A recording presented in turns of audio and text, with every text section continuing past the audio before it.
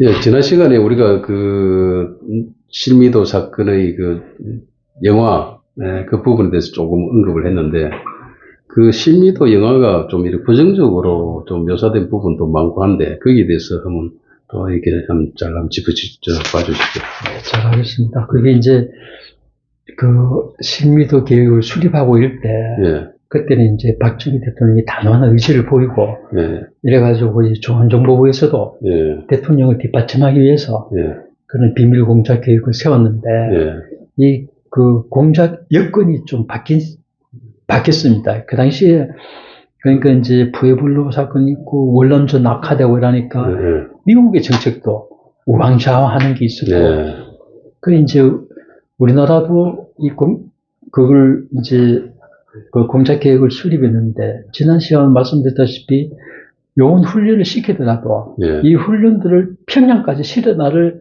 제일 중요한 수단이 그 비행기고, 예, 그 비행기는 미국 CIA가 협조해 주기로 김영국 부장하고 약속을 했었다는 거죠. 그런데 이 사이에 상황 변화가 크게 일어났습니다.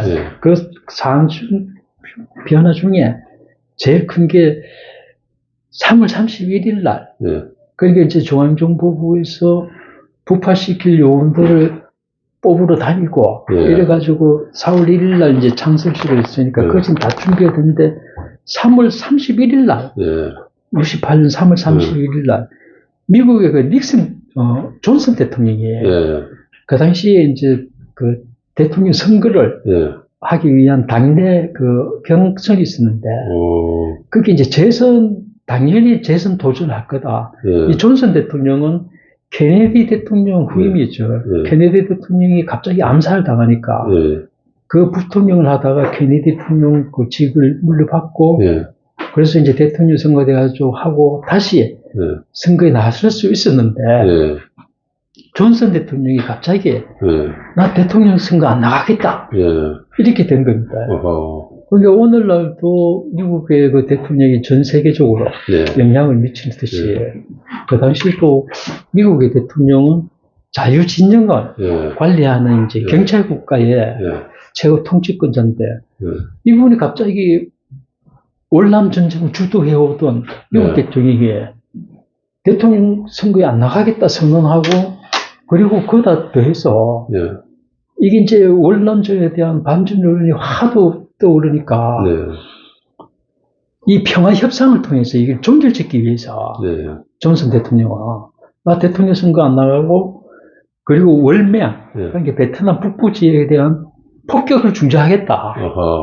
그러니까 월맹에서 평화 협상이 나가라.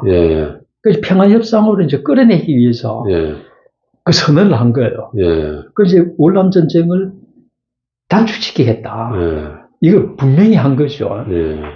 그 이제 이렇게 나오니까 한국 정부로서는 당황스럽죠. 이게 그 푸에블로 이제 성분들을 꺼내오기 위해서 한국도 모르게 비밀 회담도 벌이고 이러더만은 이제 노골적으로 월남전 끝내겠다. 대통령 안 나오겠다. 존슨이. 그 당시에 물론 존슨 대통령이 요구를 받고 군인들을 월남에 파병시켜줬는데 존슨 대통령이 갑자기 태도를 바꿔가지고 이러니까 한국 정부가 굉장히 곤혹한 입장에 빠진 겁니다.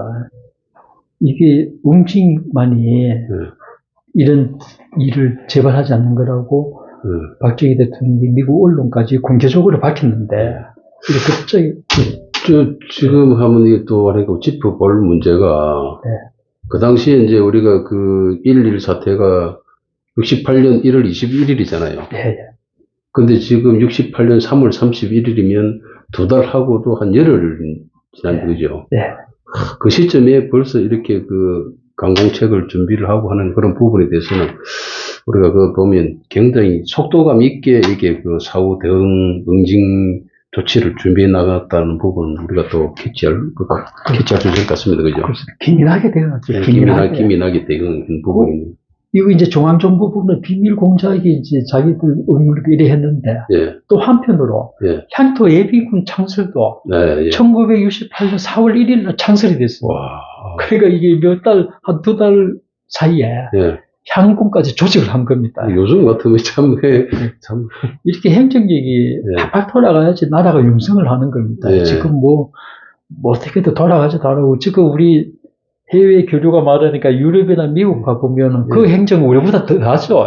뭐, 완전히, 그치. 만만디, 중국 만만디고. 자꾸 정체화됐죠. 예. 근데 우리는 빨리빨리 예.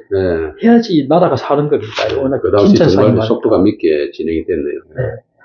그래서 이제 예. 그 신미도에 네. 훈련병을 뽑아가지고 훈련시키고 있는데, 예. 미국이 확 저렇게 정책이 돌변하니까 예. 한국에서도 미국 CIA 협조를 받기 힘든 거예요. 그렇죠. 예. 그 CIA가 훈련병들을 공수시키려다 약속을 했는데, 네. CIA도 그 미국 대통령 입장을 존중해야지, 뭐, 그렇죠. 미국의 국익이. 예. 네, 미국이 이렇게 곤란한 입장에 빠져 있는 상황에서, 예.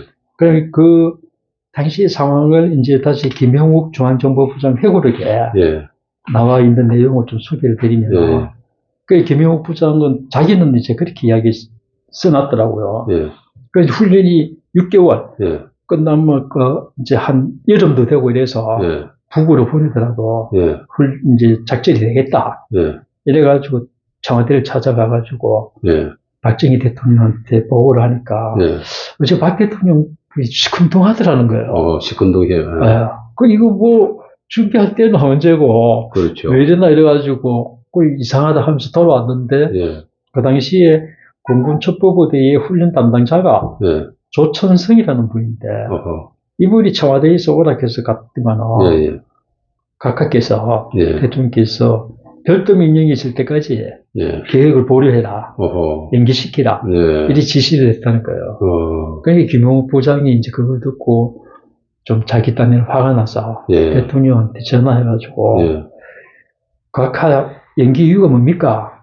막 이렇게 따지듯이 말하니까 예. 그때 박정희 대통령이 이봐 김 부장, 만약 우리가 기습을 했더라도 그럼 상대방이 또 보복해 올 거 아니야. 예. 보복해 오면 우리가 다시 또 보복해야 되는데 예. 이 순환이 되겠나? 뭐 이유는 이렇게 됐는데 예. 아까 제가 말씀드렸다시피 그 당시에 미국의 정책이 바뀌었기 예. 때문에 예. 그러면은 대통령 입장을 또 이해를 해야 됩니다. 이게 예. 김용국 부장도. 예. 그런데 김용국 부장은 그 당시에 회고록을 발간할 때는 예. 박정희하고 뒷각이 있었기 때문에 예. 대립각이. 예, 박정희 대통령을 예. 아주 비판하는 식으로 예. 그래서 자기는 뭐가 이리 정책이 없다면서 박정희한테 예. 싫은 식으로 그래서 전화를 예. 끊었다. 예. 뭐 이렇게 돼 있습니다. 예. 그래가지고 어떻게 하든 간에 이 응징 계획이 이제 보류 단계로 예. 넘어간 거예요. 그러니까 이제 그 신미도 부대가 훈련병들이 예. 처음에 6개월만 고생하면 예.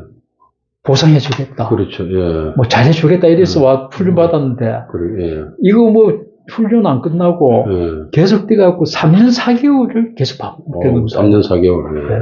그러니까 이 사람들 불만이 폭발돼가지고 그 이제 신미도 사건이라고 1971년 네. 8월 23일 날 네.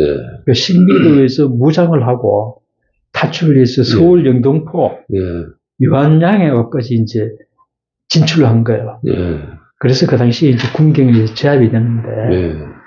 그래서 그날 또 이제 김영호가 예. 자기가 이제 뒷수습을 할 시간이 없이 예. 퇴임해서 못했다 이러는데 김영호가 1969년 10월 20일 날 퇴임을 했거든요. 예. 그러니까 이제 대통령께서 요거 지시를 내리고 한 1년 동안 시간이 있었는데 예. 자기는 뭐 했느냐? 예. 그거예요. 근데 자기 회고록에도 박정희 대통령만 요거를 막 해놨는데 이렇게 올바른 자세겠느냐? 김영욱 부장이 나중에 미국 망명까지 가고 이랬지 않습니까? 예, 그렇죠. 그러니까 그러고 보면 그때 이제 향토 예비군이 창설됐는데 예. 그 신미도 사건이 그러면 71년도인데 3년 하고도 4개월. 예. 이런 후에 그때 지금 신미도 사태가 있는 신미도 사건 그때 훈련받는 부대들이 이제 이 영동포까지 진출했으면 이때 향토 예비군이 또 대응을 했을 건데 그죠? 요거로 이제 그제는 이제 인천까지 와가지고 네. 이렇게 진출할 때까지 버스를 막 탈취해갖고 진출했는데 그것도 몰라. 그리고 이제 그 당시에는 막 그 갑자기 터지니까 정부에서는 네. 북한 무장기한 처음에는 또, 이랬죠. 또 무장기한이 또, 그 다시 이제 침투했다. 실무들이 실상을 나중에 실미도 부대의 실상을 알 수 있는 사람이 그 당시 이 사건이 일어날 적에는 김종필인데 그때도 극비를 했기 때문에 뭐 나중에는 김종필 총리도 나도 여기 있는 줄도 몰랐다 이렇게 말을 하더라고요. 참 우리가 이제 이런 또 실미도 사건을 우리가 또 역사적으로 되돌아보면서 이런 국제 정세의 변동에 따라서 우리 약소국이었던 그 당시 국가 정책도 크게 따를 수밖에 없었던 이런 동방에 있는 조그만 약소국이었어요. 역사적인 어떤 운명 이런 걸 우리가 참 교훈으로 잘 받아들여야 될 것 같습니다. 특히나 푸에블로호 협상을 하는데 우리 대한민국이 또 배제되었잖아요, 그죠? 미국하고 북한하고 직접 협상을 하고. 그러고 보면, 얼마 전에 또, 트럼프가 김정은이하고 둘이 또 같이 이렇게 우리 한국을, 물론 우리 이제 문재인 대통령은 또 운전자 역할을 했다고 하지만은, 그러고 보면 언제 어느 때나 국익에 따라서 우리 대한민국이 이렇게 배제되는 그런 어떤 상황이 항상 도래할 수 있다는 부분은 우리가 잊지는 말아야 될 것 같아요, 그죠?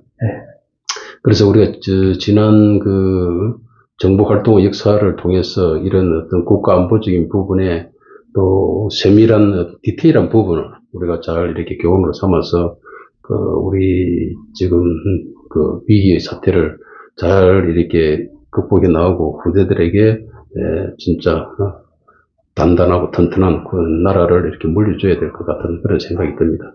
자, 이번 시간은 여기까지 하고요. 다음 시간에는, 그러고 보면 또 그 와중에 또 북한이 또 강공책으로 또 미 해군 정찰기를 또 격추했네, 그죠? 그 부분은 다음 시간에 살펴보기로 하겠습니다.